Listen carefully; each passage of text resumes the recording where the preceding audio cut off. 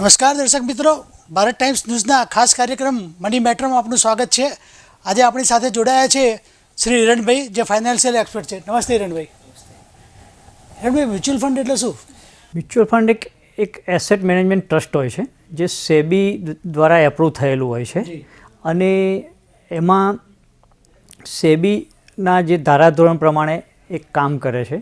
એ જે ટ્રસ્ટ કંપનીઓ હોય છે એ એમના ફાઇનાન્શિયલ એક્સપર્ટ લોકોને હાયર કરે છે અને એમના ગાઈડન્સ હેઠળ એનું ઇન્વેસ્ટમેન્ટ કરાવે છે. જેમ કે equity market, bond market, money market, એ ટાઈપના અલગ અલગ ઇન્સ્ટ્રુમેન્ટમાં એમાં રોકાણ કરાવે છે. અને એનેથી ઇન્વેસ્ટરો, જે મારા તમારા જેવા ઇન્વેસ્ટરોના પૈસા ભેગા કરે છે, ભેગા કરીને માર્કેટમાં લગાવે છે. માર્કેટમાં લગાવ્યા પછી જે પ્રોફિટ થાય એમાં એમનો એક્સપેન્સ રેશિયો, ગવર્મેન્ટ લેવીસ, એ બધા બાદ કરીને જે પ્રોફિટ થાય એ યુનિટ હોલ્ડરોને વેચે છે. અને આ રીતે ઇન્વેસ્ટરોને એમાં ફાયદો થાય છે. મારે ધારો કે શેર લેવા છે, પણ શેરમાં કઈ કંપની પાવરફુલ છે, શું છે, મને ખબર પડતી નથી, તો મ્યુચ્યુઅલ ફંડ લઉં તો શેરમાં રોકાણ થઈ જાય? મ્યુચ્યુઅલ ફંડ એક એવી વ્યવસ્થા છે કે જેમાં નાનો ઇન્વેસ્ટર, 500 રૂપિયાનો રોકાણકાર માણસથી માંડીને 50 કરોડનો રોકાણકાર માણસ પણ એમાં જુદી જુદી કંપનીઓમાં મ્યુચ્યુઅલ ફંડ થકી ઇન્વેસ્ટમેન્ટ કરીને અલગ અલગ કંપનીઓમાં ઇન્વેસ્ટમેન્ટ ભાગીદાર બની શકે છે. જેમ કે મ્યુચ્યુઅલ ફંડવાળા જે તમારું કોર્પસ આવે છે, ઇન્વેસ્ટમેન્ટ કોર્પસ, એ પૈસા આફ્ટર ઓલ એ લોકો લગાવે છે શેર માર્કેટમાં. જેમ કે રિલાયન્સ છે, L&T છે, ઇન્ફોસિસ છે, TCS છે, એ બધી કંપનીઓમાં ઇન્વેસ્ટમેન્ટ કરે છે. એટલે ઇનડાયરેક્ટલી મ્યુચ્યુઅલ ફંડના ઇન્વેસ્ટરો આ બધી કંપનીઓમાં પાર્ટનરશિપ ભોગવે છે. મ્યુચ્યુઅલ ફંડમાં જ રોકાણ કેમ કરવું જોઈએ? મ્યુચ્યુઅલ ફંડમાં રોકાણ કરવાના ફાયદા ઘણા છે. એનું કારણ એ છે કે મ્યુચ્યુઅલ ફંડમાં 500 રૂપિયાથી માંડીને 50 કરોડ સુધીના આસામી વ્યક્તિ પણ એમાં ઇન્વેસ્ટમેન્ટ કરી શકે છે. એ સેબી દ્વારા રજિસ્ટર થયેલા એના ધારાધોરણ પ્રમાણે એમાં મોનિટરાઇઝિંગ થાય છે. અને એના નાની રકમથી મોટી કંપનીઓમાં ઇન્વેસ્ટર પાર્ટનરશિપ કરી શકે છે. એકદમ ટ્રાન્સપરન્ટ છે કે જે તમારું ઇન્વેસ્ટમેન્ટ કઈ કંપનીઓમાં રોકાણ થયું એનું તમને એક ફેક્ટશીટ દ્વારા પણ તમને જાણ કરવામાં આવે છે. મેલ દ્વારા પણ તમે તમારું ઇન્વેસ્ટમેન્ટ ક્યાં થયું એ જાણી શકો છો. અને ઓછામાં ઓછો એનો transaction cost, fund management charges હોય છે. દુનિયામાં આવી વ્યવસ્થા કોઈ જગ્યાએ નથી જેવી ભારતમાં આટલી ટ્રાન્સપરન્ટ છે. મ્યુચ્યુઅલ ફંડમાં કોણ રોકાણ કરી શકે? મ્યુચ્યુઅલ ફંડમાં પેન કાર્ડ અને આધાર કાર્ડ ધરાવનારો કોઈ પણ વ્યક્તિ ઇન્વેસ્ટમેન્ટ કરી શકે ઇન્ડિવિજ્યુઅલ લેવલે. પછી એમાં અલગ અલગ કેટેગરી પણ હોય છે. કંપની પણ રોકાણ કરી શકે છે, કોર્પોરેટ પણ રોકાણ કરી શકે છે, અને નોન ઇન્ડિવિજ્યુઅલ કેટેગરીમાં બધા પણ આવી ગયા. એટલે બધા જ લોકો એમાં ઇન્વેસ્ટમેન્ટ કરી શકે છે. એમાં મારે રોકાણ કરવું હોય તો કેવી રીતે કરી શકાય? તમારે રોકાણ કરવું હોય તો તમે પાન કાર્ડ અને આધાર કાર્ડ ધરાવો છો, ભારતના નાગરિક છો, એટલે તમારું એક કેવાયસી સિમ્પલ પહેલી વખત ઇન્વેસ્ટમેન્ટ કરતા હોય તો એક કેવાયસી બને. અને એ કેવાયસી તમારું રજિસ્ટર થાય, એને વેલિડેટ કરાવવું પડે છે આધાર કાર્ડ જોડે લિંક કરાવડાવીને. અને ત્યાર પછી તમારું ઇન્વેસ્ટમેન્ટ ચાલુ થઈ જાય. એમાં કેટલા પૈસા રોકી શકાય? એમાં મિનિમમ 500 રૂપિયાથી માંડીને તમે મલ્ટિપલ જેટલા ધારો એટલા રોકાણ કરી શકો છો. લમસમ પણ કરી શકો છો, અને દર મહિને રેગ્યુલર SIP રૂટમાં પણ તમે કરી શકો છો. અચ્છા, એમાં કેટલી કેટેગરી કઈ હોઈ શકે? કેટેગરી 3 કેટેગરી હોય છે બેઝિકલી. કે એક ઇક્વિટી હોય છે, ડેટ હોય છે, હાઇબ્રિડ કેટેગરી, જેમાં 50થી 60% ઇક્વિટી હોય છે અને બાકીનું ડેટ, લિક્વિડ અને બોન્ડ માર્કેટને એ રીતના હોય છે.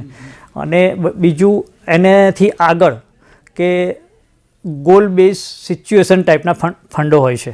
એટલે હાઇબ્રિડના જે તમે કીધું ને, મને સામાન્ય ભાષામાં સમજાવશો? હાઇબ્રિડ એટલે એવું છે કે કોઈ ઇન્વેસ્ટર શરૂઆત કરતો હોય, એને બહુ રિસ્ક લેવું ના હોય, તો એમાં એને હાઇબ્રિડ એટલે બેલેન્સ કેટેગરી જેને કહેવાય, કે એમાં 50% ઉપર ઇક્વિટી હોય અને 50%ની રેન્જમાં બોન્ડ માર્કેટ હોય, કોર્પોરેટ બોન્ડ હોય, એમાં અલગ અલગ ઇન્વેસ્ટમેન્ટ થાય, જે એને ડેટ માર્કેટ કહેવાય છે. ડેટ ફંડમાં એવું હોય છે કે અમુક પોર્શન તમારા કોર્પોરેટ પેપરમાં જાય છે કે જે મ્યુચ્યુઅલ ફંડવાળા અલગ અલગ કંપનીઓમાં પ્રોજેક્ટમાં ઇન્વેસ્ટમેન્ટ કરતા હોય છે, એની ઉપર ફિક્સ વ્યાજ મેળવતા હોય છે અને એ વ્યાજ એક્સપેન્સ બાદ કરીને ઇન્વેસ્ટરોને વેચવામાં આવે છે. અને બાકીનો પોર્શન જે ઇક્વિટી છે, જે સેબીના રૂલ્સ અને ઇન્કમટેક્સના રૂલ્સ મુજબ કે ઇક્વિટી 65% ઉપર હોય એને ઇક્વિટી ટેક્સેશન મળે છે, જે લોંગ ટર્મ કેપિટલ ગેઇન તરીકે ગણાય છે 12 મહિના પછી. મ્યુચ્યુઅલ ફંડમાં સામાન્ય રીતે રોકાણ ક્યારથી કરવું જોઈએ? મ્યુચ્યુઅલ ફંડમાં ઇન્વેસ્ટમેન્ટ શક્ય હોય ત્યાં સુધી વહેલામાં વહેલી તકે ચાલુ કરી દેવું જોઈએ, કે જ્યારથી તમારી ઇન્કમ ચાલુ થાય છે એ વખતથી તમે ઇન્વેસ્ટમેન્ટ ચાલુ કરો. તો જેમ આપણે કહેવત હતી કે વહેલા સૂવે જે વ્યક્તિ વહેલો ઉઠે વીર, બળ બુદ્ધિને ધન વધે સુખમાં રાખે શરીર. એ કહેવત મુજબ જેટલું તમે વહેલું ઇન્વેસ્ટમેન્ટ ચાલુ કરો છો એટલું અને એ ઇન્વેસ્ટમેન્ટને તમે લાંબા ગાળા માટે હોલ્ડ કરી રાખો છો તો તમારું ઇન્વેસ્ટમેન્ટને પાવર ઓફ કમ્પાઉન્ડિંગની ફોર્મ્યુલા લાગુ પડે છે. જે પાવર ઓફ કમ્પાઉન્ડિંગ દુનિયામાં 8મી અજાયબી તરીકે ગણાય છે, એટલો એનો પાવર હોય છે. એટલે વ્યાજનું વ્યાજ ચક્રવૃત્તિ વ્યાજ એ તમારું કન્સિડર થતું જાય છે અને આફ્ટર અમુક વર્ષ પછી એ બહુ મોટું, નાના છોડમાંથી એક બહુ મોટું વટવૃક્ષ થાય છે, પૈસાને ખેંચે છે. હા, એસઆઈપી એટલે શું? એસઆઈપી એટલે સિસ્ટેમેટિક ઇન્વેસ્ટમેન્ટ પ્લાન. એનું જે ફૂલ ફોર્મ છે સિસ્ટેમેટિક ઇન્વેસ્ટમેન્ટ પ્લાન. ભૂતકાળમાં જેમ આપણે બેંકમાં રિકરિંગ કરતા હતા કે જે દર મહિને અમુક ફિક્સ રકમ આપણે જે નક્કી કરી હોય એ ગાળામાં આપણે ભરી દેતા હતા, એમ સિસ્ટેમેટિક ઇન્વેસ્ટમેન્ટ પ્લાન એક એવી વ્યવસ્થા છે કે તમે જે દિવસ નક્કી કરો, એ તારીખે તમે જે રકમ નક્કી કરી હોય, જે દિવસ નક્કી કર્યો હોય એ તારીખે અને એ દિવસે તમારું પેમેન્ટ કપાઈ જાય બેંકમાંથી ઓટોમેટિક.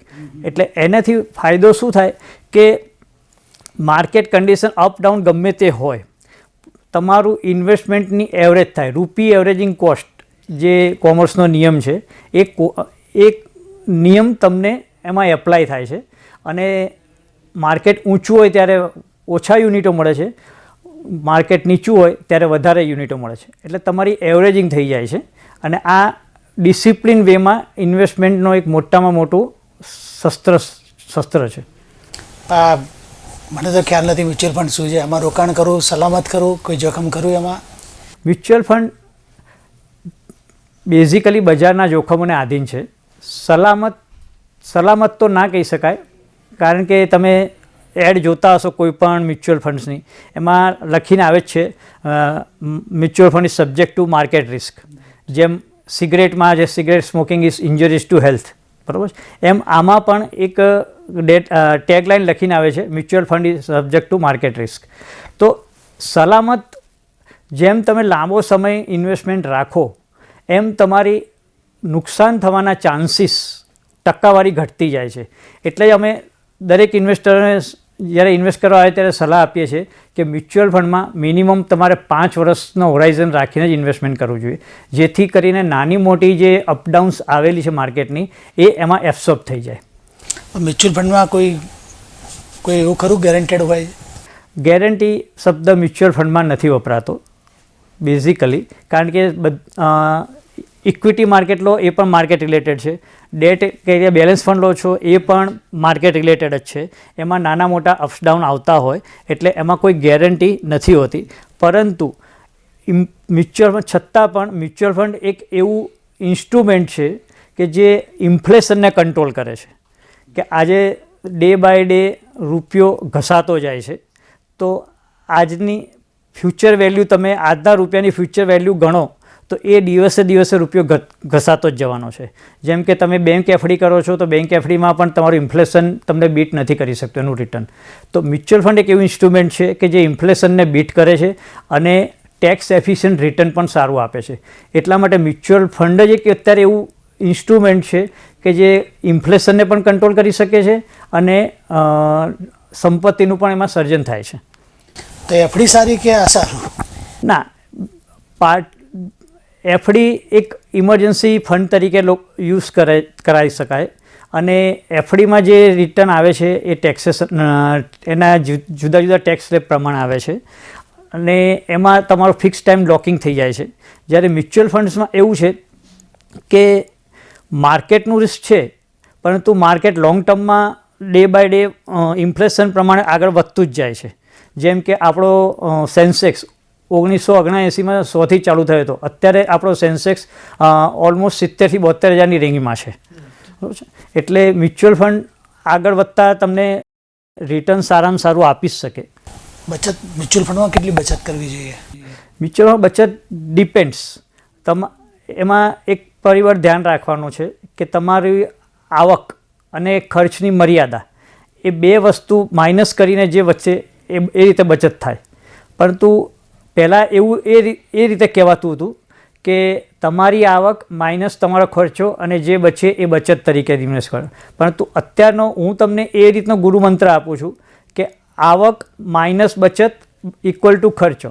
એ રીતે તમે જશો તો મ્યુચ્યુઅલ ફંડમાં તમારું ડિસિપ્લિન વેમાં ઇન્વેસ્ટમેન્ટ થશે, તમારા ખર્ચ ઉપર કંટ્રોલ પણ આવશે.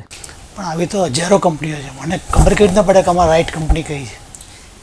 એના માટે ફાઇનાન્શિયલ એક્સપર્ટની જ જરૂર પડે. જેમ કે તમને કોઈ શારીરિક તકલીફ થાય છે તો કેમિસ્ટો ખૂણે ખાંચરે છે, તમે જઈને જ કહેશો કે ભાઈ મને તાવ આવે છે તો તમને ફટ દઈને ડોલો કે મેટાસિન આપી દેશે, પેરાસિટામોલ કોઈ આપી દેશે. પરંતુ અંદર શું તકલીફ છે એ તમારો ફિઝિશિયન છે અથવા એને એક્સપર્ટ ડૉક્ટર્સ છે કે એમડીઝ એ જ તમને સાચી સલાહ આપી શકશે. એમ મ્યુચ્યુઅલ ફંડમાં પણ તમે ફાઇનાન્શિયલ એક્સપર્ટની સલાહ લઈને આગળ વધશો તો જ તમારું સંપત્તિનું સર્જન સારી રીતે થઈ શકશે. કે કયા સમયે શું કરવું, કયા સમયે ફંડમાંથી નીકળવું, કયા સમયે પ્રોફિટ બુક કરવો અને કયા સમયે લિક્વિડ ફંડમાં ડાયવર્ટ થવું, આ બધી જ વસ્તુઓ તમને ફાઇનાન્શિયલ એક્સપર્ટ જ ગાઈડ કરી શકે. મ્યુચ્યુઅલ ફંડમાં મેં પૈસા રોકી દીધા પણ મારે તાત્કાલિક જરૂર પડી તો? હા, મ્યુચ્યુઅલ ફંડમાં પણ કે એવું વ્યવસ્થા છે કે આજે તમે પૈસા રોકેલા છે અને તમારે ઇમરજન્સી પૈસા ઉપાડવાની જરૂર પડે છે તો એની સામે બેંકવાળા લોન પણ આપે છે. અને બીજું કે તમારે પૈસા ઉપાડવા છે, ધારો કે તમારું કોર્પસ એક્સ એમાઉન્ટ છે પણ તમારે વાય એમાઉન્ટની જરૂર પડે છે, તો તમે એટલું જ તમારા ફાઇનાન્શિયલ એડવાઇઝરને કહી શકો છો કે ભાઈ મારે આટલા રૂપિયાની જરૂર છે, તમને ચોથા દિવસે તમારા ખાતામાં પૈસા જમા થઈ જશે. એટલે જ કહે છે મ્યુચ્યુઅલ ફંડ સહી છે. હા, એટલે જ માટે જ કહેવામાં આવે છે મ્યુચ્યુઅલ ફંડ સહી છે. મ્યુચ્યુઅલ ફંડ સહી છે એના આપણે કન્ક્લુઝનમાં આવીએ તો મ્યુચ્યુઅલ ફંડ નાનામાં નાની રકમથી ઇન્વેસ્ટમેન્ટ કરી શકાય છે. બીજું એકદમ ટ્રાન્સપરન્સ છે, એમાં તમારો કોસ્ટ કેટલો એક્સપેન્સ રેશિયો છે એ પણ તમને બતાવવામાં આવે છે. તમારી કઈ કંપનીઓ ઇન્વેસ્ટમેન્ટ કઈ કંપનીઓમાં થઈ રહ્યું છે એ પણ બતાવવામાં આવે છે. કે આના જેવી ટ્રાન્સપરન્ટ ઇન્સ્ટ્રુમેન્ટ હજુ સુધી મ્યુચ્યુઅલ ફંડ સિવાય કોઈ વસ્તુ નથી. નમસ્કાર દર્શક મિત્રો, આ હતા હિરેનભાઈ જે ફાઇનાન્શિયલ એડવાઇઝર છે. ફરી મળીશું નવી એક શખ્સિયત સાથે. ત્યાં સુધી રજા આપશો. નમસ્કાર.